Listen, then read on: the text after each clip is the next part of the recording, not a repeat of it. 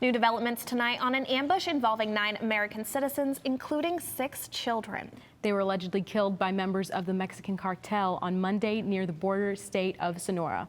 Cronkite News reporter Marcela Bayeto is joining us now with the very latest as she takes a look at the current state of Mexico and violence. Marcela?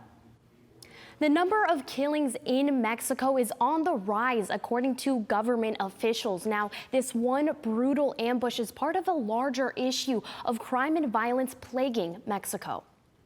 Mexico has had a long history of violence, and this most recent ambush, which killed 3 mothers and 6 of their children who are part of a fundamentalist Mormon community, is another example of the ongoing danger there. Homicides dropped to a near-term low in 2014, but by last year, there was a 74% increase in the homicide rate per 100,000 people compared to 2014, and is now 6 times the rate of homicides in the United States as of 2018. When it comes to this specific case, family members are calling on both the U.S. government and Mexican officials for answers. These kinds of injustices and atrocities should never be, this evil should never be tolerated in these nations, in our countries, by our leaders and by people in general. The families were traveling between 2 northern Mexican states. They started near La Mora and Sonora along a route through mountains, including dirt roads, to the family's home in Colonia Le Barron in Chihuahua. We looked at some of the recent homicide numbers within these 2 Mexican states,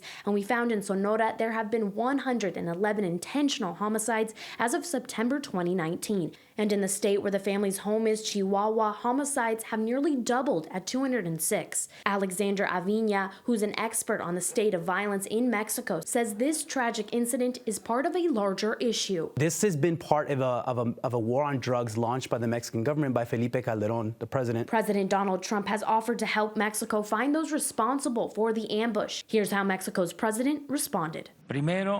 First off, I appreciate his interest in wanting to participate with this issue. And at the same time, I would also want him to appreciate and be respectful of our sovereignty. Now, if you do have plans to travel down to Mexico, the U.S. State Department advises on a few things. First off, try using toll roads when possible and avoid driving in the dark or at night. Live at the digital desk, Marcela Bayeto, Cronkite News.